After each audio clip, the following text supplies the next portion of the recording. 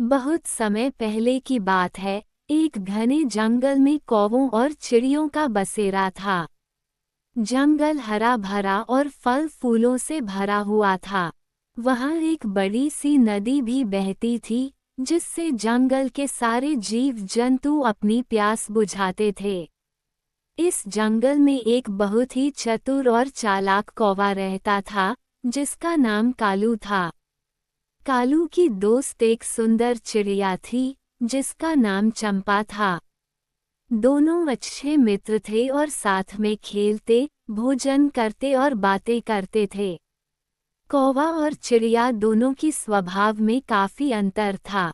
जहाँ कौवा चालाक और बुद्धिमान था, वहीं चिड़िया सरल और भोली थी। कालू हमेशा नई योजनाएं बनाता और चीजों को अपनी समझदारी से हल करता, जबकि चंपा अपनी मासूमियत में खुश रहती थी। दोनों की दोस्ती बहुत गहरी थी और वे एक दूसरे का हमेशा साथ देते थे। एक दिन जंगल में भीषण सूखा पड़ा। कई दिनों तक बारिश नहीं हुई और नदी का पानी सूखने लगा। सभी जानवर चिंतित हो गए, क्योंकि पानी के बिना उनका जीना मुश्किल हो रहा था। पेड़ों के पत्ते सूखने लगे और जंगल की हरियाली खत्म होने लगी। चंपा बहुत परेशान थी, क्योंकि वह पानी की कमी से बहुत दुखी थी। उसने कौवे से कहा, कालू, हमें कुछ करना चाहिए। अगर पानी नहीं मिलेगा तो हम सब मर जाएंगे। कौवा चुपचाप बैठकर सोचने लगा। उसने अपने तेज दिमाग से सोचा कि किस प्रकार पानी की समस्या का समाधान किया जा सकता है। उसने कहा, चंपा, हमें पानी की तलाश करनी होगी।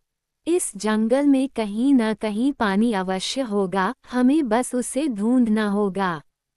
कौवे और चिड़िया ने मिलकर पानी की खोज शुरू की। वे आसपास के क्षेत्रों में गए, लेकिन कहीं भी पानी नहीं मिला। कई घंटों तक वे इधर-उधर घूमते रहे, परंतु उनकी खोज बेकार गई। चंपा अब थक चुकी थी और निराश होकर बैठ गई। उसने कहा, कालू, लगता है हमें कहीं भी पानी नहीं मिलेगा।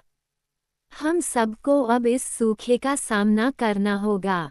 कौवे ने चिड़िया की ओर देखा और कहा, नहीं चंपा, हमें हार नहीं माननी चाहिए। हमें अपनी बुद्धिमानी का प्रयोग करना होगा। अगर हमने सही दिशा में प्रयास किया, तो हम जरूर सफल होंगे।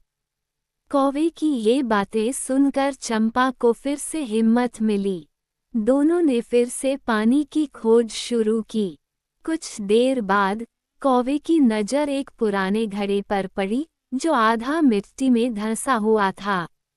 उसने घड़े के अंदर झांक कर देखा, तो उसमें थोड़ी मात्रा में पानी था, लेकिन पानी इतना गहरा था कि वे उसे निकाल नहीं सकते थे। चंपा उदास हो गई और बोली, कालू, ये पानी तो हमारी पहुंच से बाहर है। हम इसे कैसे पी सकेंगे? कौवे ने एक बार फिर अपनी चालाकी का इस्तेमाल किया। उसने आसपास पड़े छोटे छोटे कंकड़ उठाने शुरू किए और उन्हें घड़े में डालने लगा।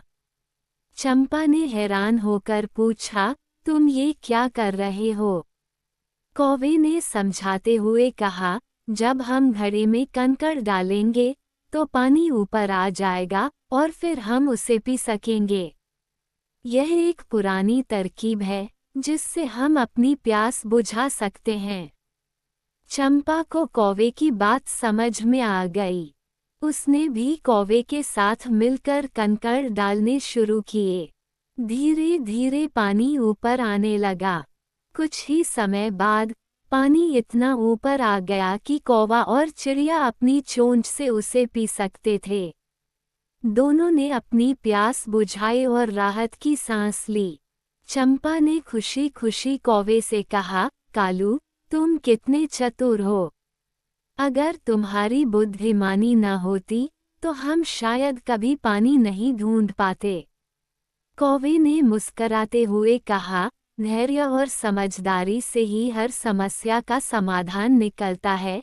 कौवे की बुद्धिमानी और चिड़िया की मेहनत दोनों ने मिलकर उन्हें सफलता दिलाई। ये कहानी बच्चों को ये सिखाने का एक माध्यम है कि मेहनत और समझदारी से हर मुश्किल को पार किया जा सकता है। कई बार जीवन में हमें चुनौतियों का सामना करना पड़ता है और ऐसा लगता है कि अब कोई रास्ता नहीं बचा। लेकिन अगर हम कौवे की तरह धैर्य से सोचें और चिड़िया की तरह प्रयास करें, तो कोई भी मुश्किल बड़ी नहीं लगती।